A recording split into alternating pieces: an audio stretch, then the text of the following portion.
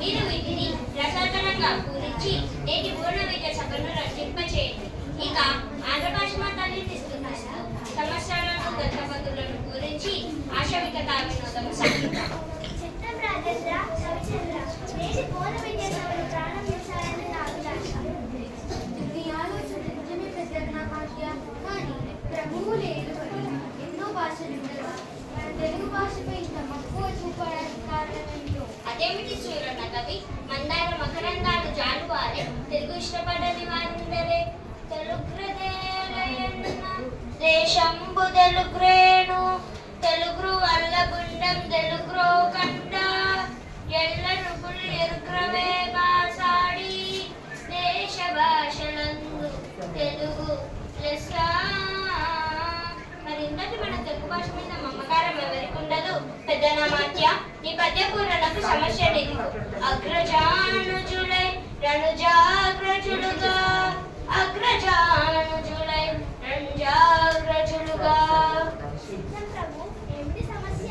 అన్నా తమ్ముళ్ళు తమ్ముడనలారా, ప్రభు నా పూరణ ఇదే.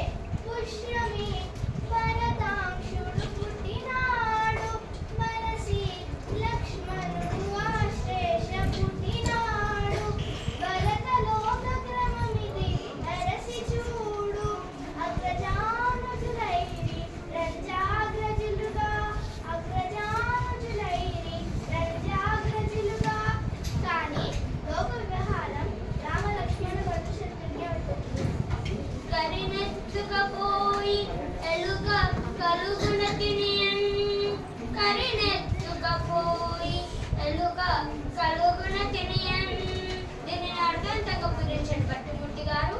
కరినెత్తుకుపోయి ఎలుక కలుగున తినియున్, కరినెత్తుకుపోయి ఎలుక కలుగున తినియున్. పల్లెటిలోని సున్నితమైన చక్కని సమర్శించాలి మహారాజా. కరులు చిక్కరెద్దరు చక్కనితో మండించే ఆట కడక్క పెట్టిన చొక్కని మరిచే ఆ వర్తకుడు ఆ కరినెత్తుకుపోయి ఎలుక కలుగున తినియున్. ఆహా, ఎంత అద్భుత పూరణ! ఎలుక ఏనుగుని ఎత్తుకుపోవడమా? ఆ ఏనుగు రంధ్రంలో పట్టిన ఆహాహా! ఏనుగులు చిరుకలేదులు వదులుకున్నవి చక్కెరతో తయారు చేసిన బొమ్మలు. వ్యాపారి వాటిని పగలంతా అమ్మి సాయంత్రానికి అన్నీ సర్దిపెట్టి ఒక ఏనుగు బొమ్మను మరిచాడు.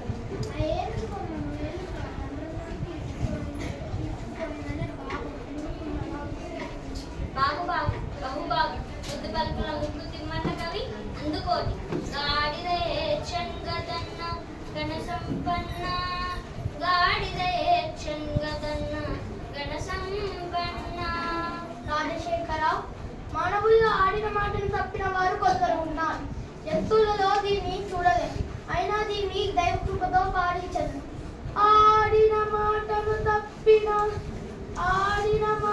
తప్పిన గాడిద కొడుకని తిట్టగా, అయ్యో వీడాన కొడుకని ఒక గాడిద ఏడ్చెను గదన్నా ఘన సంపన్న. లౌకిక జీవన గమనంలో గ్రామీణుల దూషణలో ఆరు తప్పిన మనిషి స్వభావాన్ని తెలుపుతూ మాట నిలబెట్టుకోవడంలోనూ చాటారు. ఆరు తప్పిన మనిషిని గాడిద కొడుకని తిట్టినప్పుడు విశ్వాసానికి మారుపేరుగా నిలిచిన జంతువు గాడిద ఏడ్చిందన్నారు. దీన్ని దృష్టాంతర రూపంలో సాగిన మీ పూరణ బల బల దూచేటి తిమ్మన్న కవిత్రులు లోకరీతిని వీధి లేకుండా పలికారు. ఇప్పుడు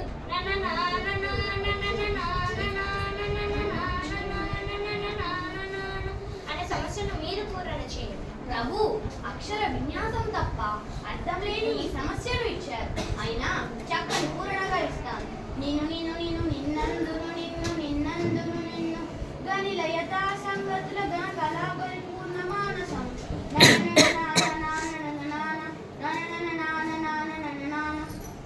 అలా శ్రీకాళహస్తీశ్వరుని వరప్రసాదం కవిత్వంగా పొందిన దూజటి భువన విజయం కవులను చూసిన జానపదులు మన కవుల కావ్య సాహిత్యాన్ని, మన సభ గొప్పతనాన్ని గూర్చి పొలంలో పనిచేసుకుంటూ కూడా లయ తాళానికి అనుకూలంగా మిక్కిలి సంతోషంతో కొన్ని రాగాలను అల్లుకునే స్థితిని కళ్ళకు కట్టింది. పనిలో పాటతో పాటు పద్యాలను కూడా పాడుకునే పరిస్థితి అద్భుతం. అవునవును, జనపదులు సొత్తు జనపదని సత్యం చెప్పారు. రామకృష్ణ, తదుపరి నీదే వంతు. ఈ పెద్ద గుంభవాన్ని మేమెరగదము. మేక మరియు తోక ఈ రెండు దత్త పదాలతో ఒక శిశపద్యం చెప్పండి. ప్రణామాలు మహాప్రభు. మీరు ఆజ్ఞాపిస్తే కాదంటామా? ఆలోచించండి మహాప్రభు. మేక తోక మేక తోక మేకకు తోక మేక మేక తోక తోక మేక మేక తోక తోక తోక తోక తోక మేక మేక తోక తోక మేక మేక తోక తోక మేక మేక మేక తోక మేక తోక. మీరు సామాన్యులు కాదు ఏమేమి మేకల కాపరి అడవికి మేకపోతు మేకలను తీసుకువెళ్తున్నాడా? ఒక మేక ఉరికిపోతుందా? ఆ మేక వెనుక భాగంలో ఉందా? ఆ తోక వెనుక ఒక మేక ఉందా? ఇలా మేకల నుండి పోతున్న తీరును మేక తోక అని పెద్ద పదాలతో చక్కగా గురించారు. బాగు బాగు బహు బాగు.